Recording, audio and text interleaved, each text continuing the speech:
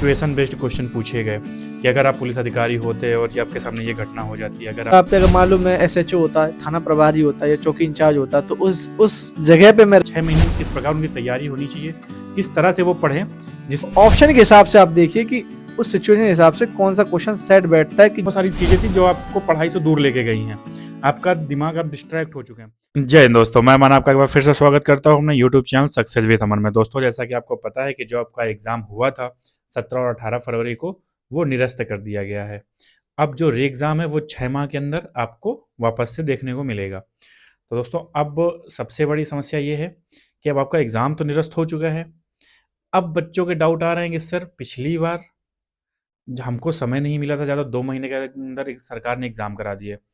तो अब हम किस तरह से तैयारी करें, क्योंकि पिछली बार बहुत सारे बच्चे प्रिपेयर नहीं थे, जल्दी-जल्दी में परीक्षा आ गई थी, तो उनकी उतनी अच्छी तैयारी हो नहीं पाई थी।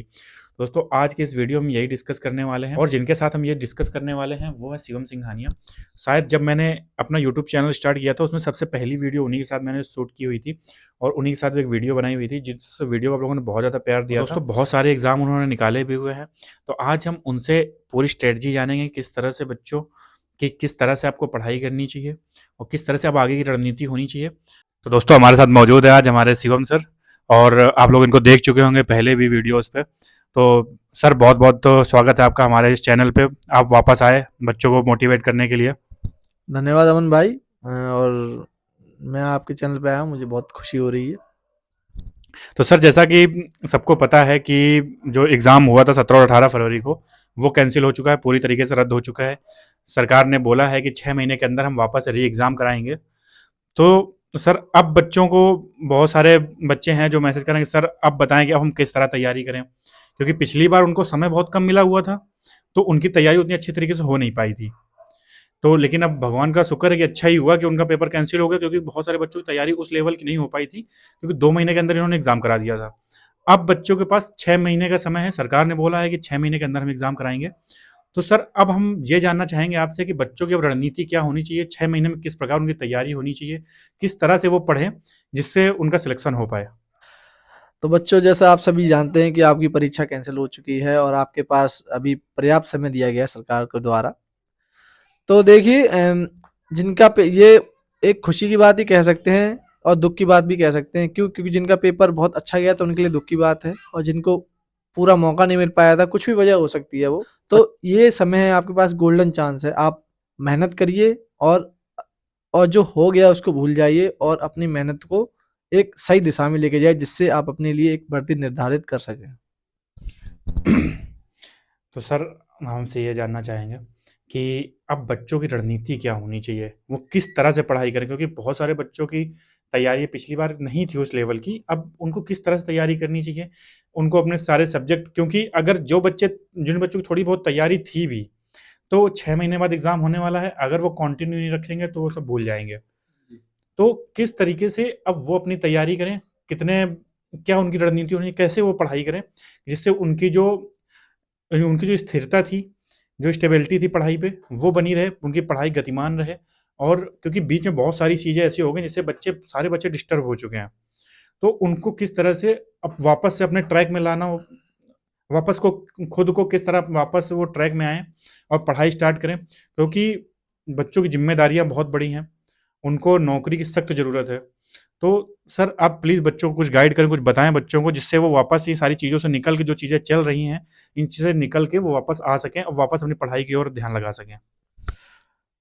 देखिए, जैसा कि जानते हैं कि अभी बहुत प्रोटेस्ट चला सरकार के खिलाफ कि पेपर कैंसिल के लिए। आप इन चीज़ों से उभरिए। आप ये समझिए कि आपके अंदर आग होनी चाहिए वर्दी लेने की, और ये समझिए कि आपकी नीड है कि मुझे वर्दी चाहिए तो जाइए। और आप क्या करिए, फिलहाल में आप अपनी चीज़ों को बैकअप करिए कि मैंने अपनी पढ़ाई में क्या कमी छोड़ दी, क्या मुझे अच्छा और करना चाहिए। जैसे मैं, अगर मेरे हिंदी में नंबर कम आए थे तो मुझे हिंदी में अपने नंबर बढ़ाने हैं। मैथ में मेरे नंबर क्यों 2 कट गए, रीजनिंग में मेरे 5 नंबर क्यों कट गए। तो उन चीज़ों को एक कॉपी बनाइए और अपने अपने वीक पॉइंट लिखिए कि मुझे अब की बार अगर सवाल आता है तो इसमें से पूरे के पूरे नंबर मुझे लेने हैं, चाहे को जो एग्जामिनर है वो कैसा भी क्वेश्चन आपको डाले। जीएस जीएस के लिए आप ये सोचिए कि पढ़ते रहिए, जितना आप पढ़ेंगे उतना आप नंबर गेन करेंगे जीएस में।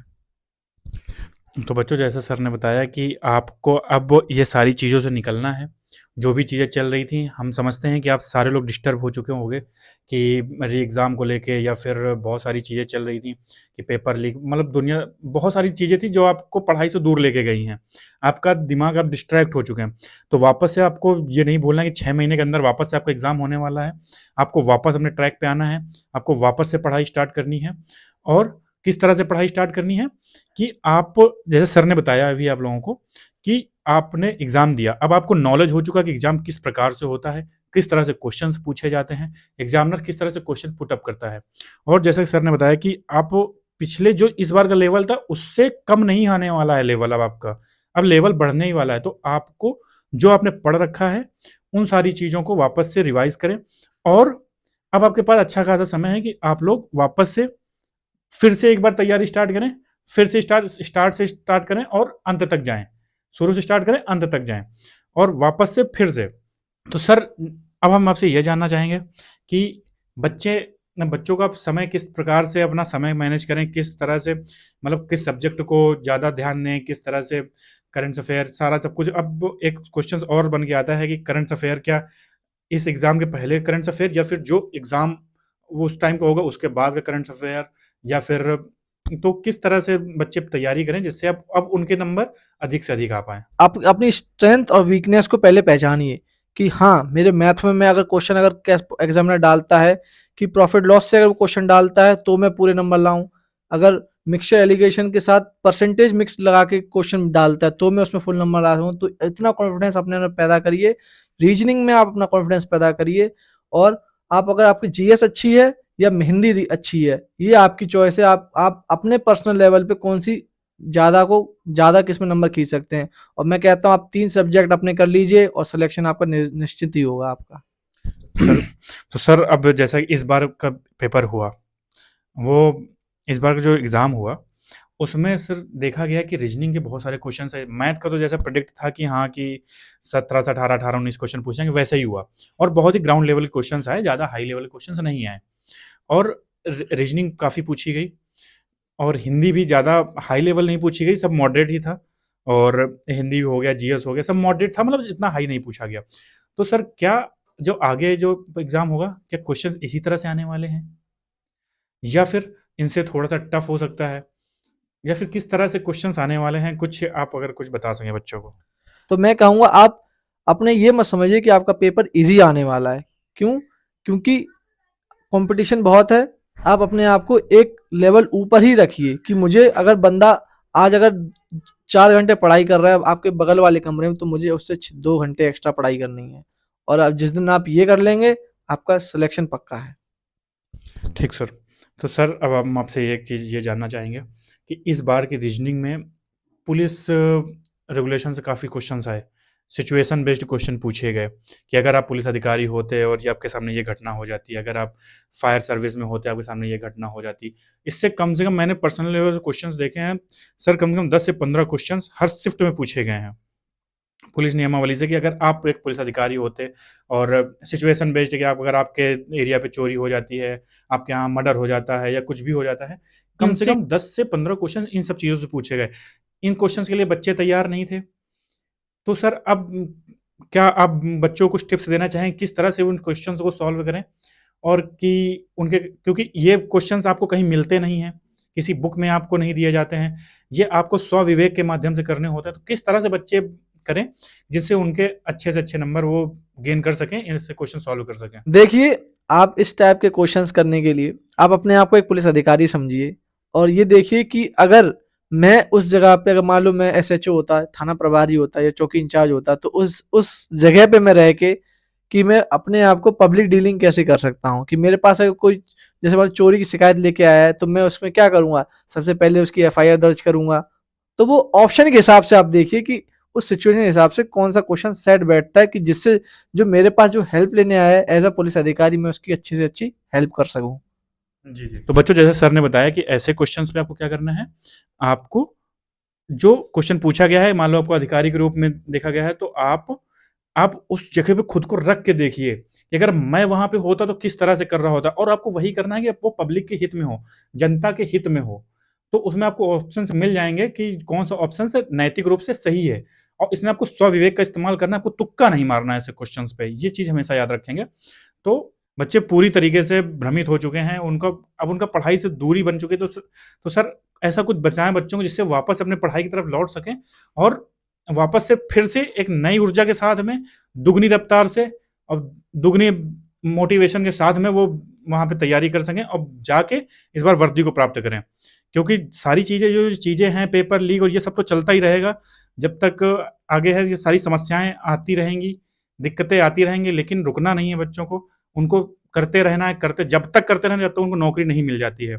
तो सर हम आपसे ये तो सर आप बताएँ कुछ बच्चों को जिससे वो वापस से अपनी पढ़ाई की ओर वापस लौट सकें, और वापस से अपनी उसी जिद के साथ, उसी उसी मेहनत से लग सके अपनी पढ़ाई की ओर, दुनियादारी से सारी चीज़ें दिमाग से निकाल के वापस अपनी पढ़ाई की ओर आएँ। देखिए साथियों, मैं आपको एक स्टोरी बताता हूँ अपने बचपन की। जैसे मैं केंद्रीय विद्यालय में पढ़ा हुआ हूँ, तो वहाँ पे ज़्यादातर बच्चे जो हैं आर्मी आर्मी वालों के ज़्यादातर बच्चे पढ़ते हैं। जी।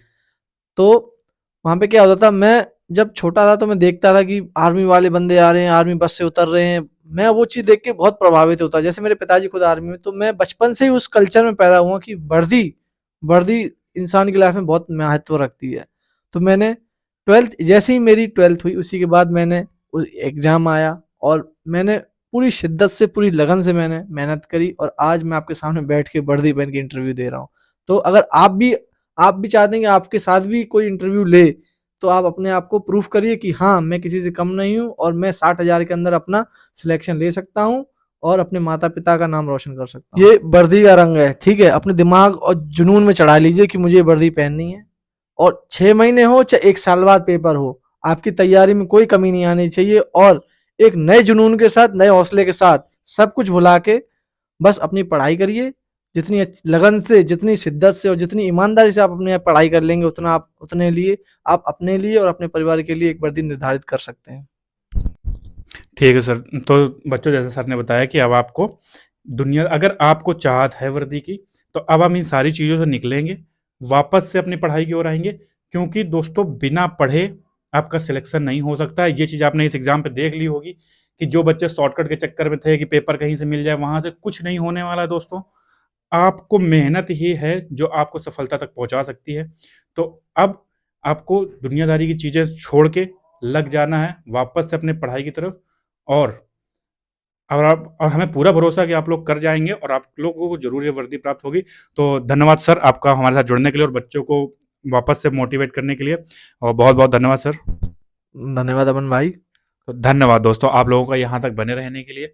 और दोस्तों मैं इसी तरह कोशिश करता रहूँगा कि जो अनुभवी लोग हैं, जो लोग एग्ज़ाम्स देते हैं, या जिनको एग्ज़ाम का अच्छा खासा एक्सपीरियंस है, मेरे साथ ड्यूटी कर रहे हैं और उन्हें एग्ज़ाम से निकाले हुए हैं, मैं उन लोगों को आप लोगों के सामने लाऊँ और उनसे जानूँ उनका अनुभव, जो आपके थोड़ा-सा भी काम आ सके। तो मैं यही प्रयास करता हूँ कि आप लोगों के पास ज़्यादा से ज़्यादा सटीक से सटीक जानकारी पहुँचाई जाए। तो दोस्तों, अगर आप लोगों ने अभी तक इंस्टाग्राम पे मुझे फ़ॉलो नहीं किया हुआ है, तो आप प्लीज़ वहाँ पे इंस्टाग्राम पे फ़ॉलो कर लीजिए, और वहाँ पर अगर आपको कोई भी डाउट होते हैं, तो आप मुझे डायरेक्ट मैसेज कर सकते हैं। और जो लोग ये मुझे फ़ॉलो करते हैं इंस्टाग्राम, सबको पता है कि मैं हर एक का मैसेज का रिप्लाई करता हूँ। जो लोग मुझे मैसेज करते हैं, मैं सबका रिप्लाई करता हूँ। तो दोस्तों, आप इंस्टाग्राम पे फ़ॉलो करें, और इसी तरह चैनल को प्यार करते रहें और देखते रहें सक्सेस विद अमन, और लाइक करें, सब्सक्राइब करें, और जो आपके डाउट्स हैं वो कमेंट्स कर सकते हैं या फिर इंस्टाग्राम पे मैसेज कर सकते हैं। तो दोस्तों बहुत-बहुत धन्यवाद। जय हिंद।